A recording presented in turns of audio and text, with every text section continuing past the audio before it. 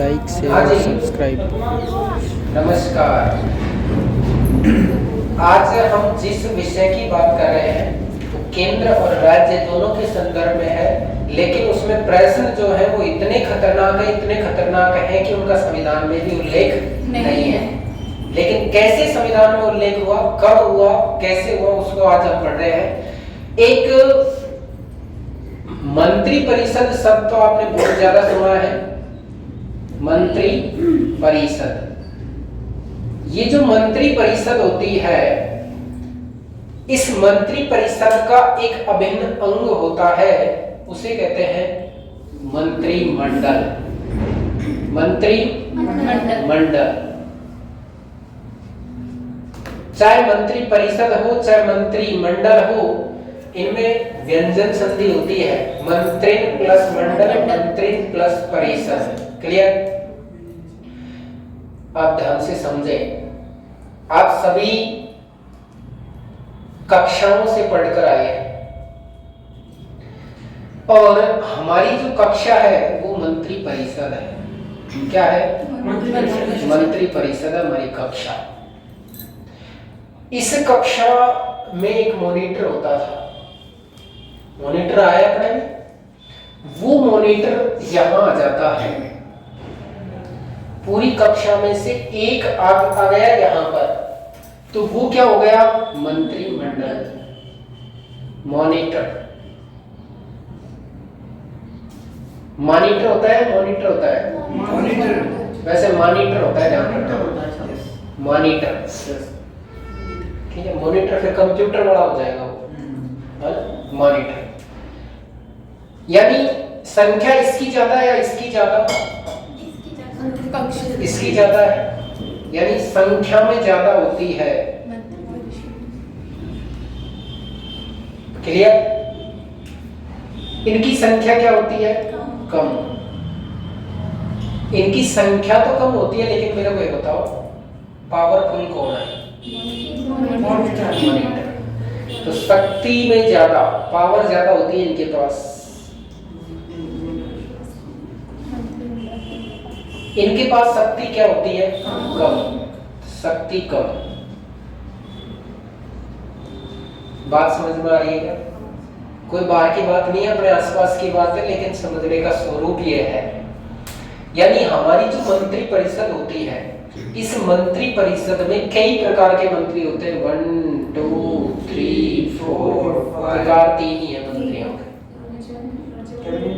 Clear? और ये जो होते हैं, वो जो पहले मंत्री हैं वो यहाँ उठकर आ जाते हैं, तो वो इसका निर्माण करते हैं। कुल मिलाकर सबसे पहले होता है कैबिनेट मंत्री।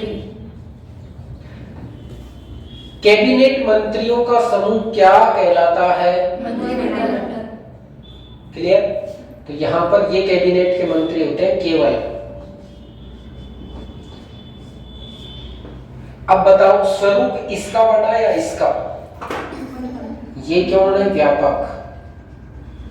और ये क्या है? संकुचित। बोलो क्लियर? मेरे को ये बताओ, आप सभी स्कूल में पढ़े हैं और आपने जब कोई भी क्लास पास कर ली, उसके बाद में आपने टीसी वगैरह कटाई होगी, तो ये तो आपको स्वाभाविक है कि प्रत्येक कक्षा का जो रजिस्टर होता है उसमें आपके रोल नंबर होते हैं। ठीक है। इसके अलावा एक स्कूल रिकॉर्ड रजिस्टर होता है, एसआर नंबर। वो एसआर जो होता है उसमें समस्त कक्षा के जो छात्र होते हैं उनका नाम होता है या नहीं होता है? होता है।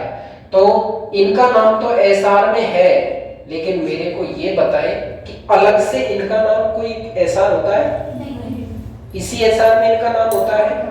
तो मेरा कहना यह है कि ये जो भी पद बात कर रहे हैं अपने मंत्री परिषद, ये एक संविधान में इनका दर्जा है, संवैधानिक। कैसे है? संवैधानिक। एसआर में नाम हो गया इनका। इनका एसआर में नाम नहीं है तो ये गैर संवैधानिक है। अलग से मंत्रिमंडल का कोई उल्लेख नहीं होता है, तो ये गैर संवैधानिक है। बोलो बात समझ में आई क्या? मंत्रिमंडल गैर संवैधानिक है जबकि मंत्री परिषद संवैधानिक है। मंत्री परिषद संकुचित है, मंत्री परिषद व्यापक है जबकि मंत्रिमंडल संकुचित है। शक्ति में ज्यादा मंत्रिमंडल है लेकिन संख्या में ज्यादा मंत्री परिषद है। बात समझ में आ रही है यहाँ तक कि देखना दोबारा।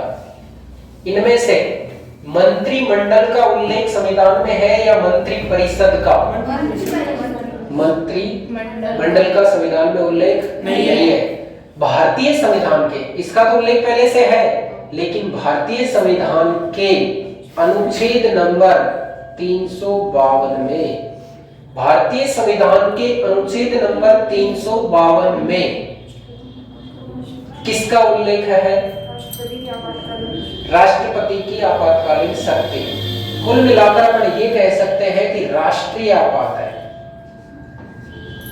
राष्ट्रीय आपात है। तो आप बात ध्यान से समझना, जब 42वां संविधान संशोधन हुआ था, 42वां संविधान संशोधन कब हुआ था? 1976 में। तो 42वें संविधान संशोधन 1976 के द्वारा इंदिरा गांधी ने संविधान में यह प्रावधान किया कि राष्ट्रीय आपात लगाने के लिए मंत्री परिषद की कोई आवश्यकता नहीं है, मंत्री परिषद की अनुमति लेने की कोई आवश्यकता नहीं है। यह प्रावधान किया था 42वें संविधान संशोधन 1976 में। किसने किया था? आईजी की, इंदिरा गांधी सरकार ने। लेकिन इसके विपक्ष में कुछ ही समय बाद मोरारजी देसाई सरकार बनी। कौन सी सरकार?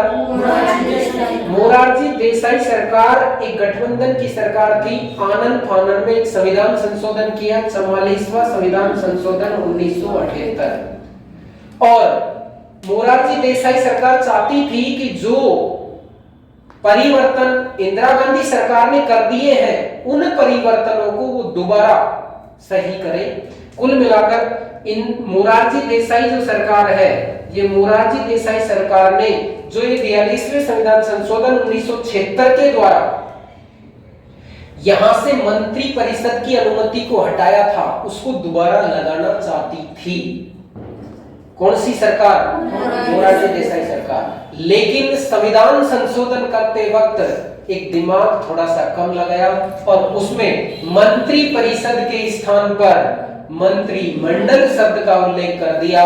तो गलती से भारतीय संविधान में केवल एक जगह अनुच्छेद 352 में, अनुच्छेद 352 में मंत्रिमंडल शब्द का उल्लेख है।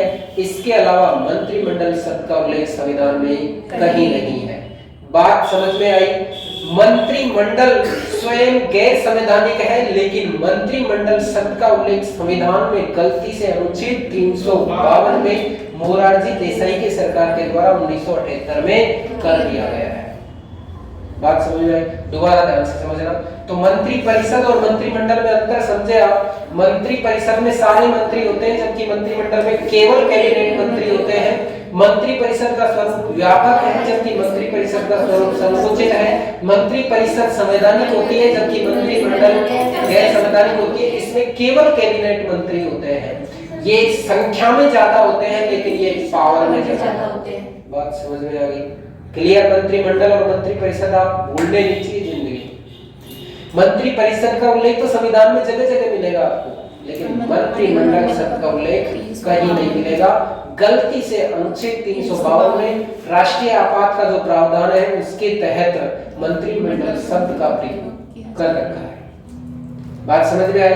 अगर ये बात आपको समझ में आ गई है तो आपसे फिर प्रश्न पूछे जाएंगे। पहला प्रश्न मेरा ये है कि मंत्रिमंडल क्या संविधान में संशोधन कर सकती है? ये कर सकती।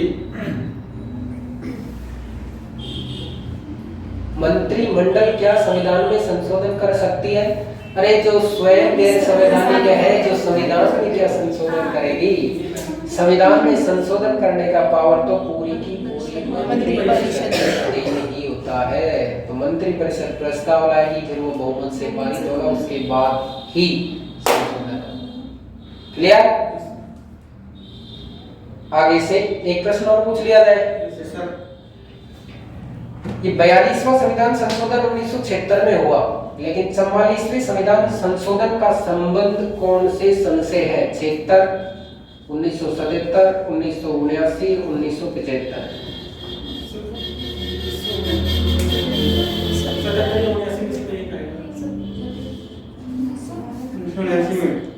बात समझ में आ गई? Yes sir. 44वां संविधान संशोधन 1978 में, लेकिन ये लागू 1979 में। इस तरह का छोटी माइनर मिस्टेक हो सकती है, तो आप इस तरह इनको समझ सकते हैं। धन्यवाद। अगर आपको हमारी ये वीडियो पसंद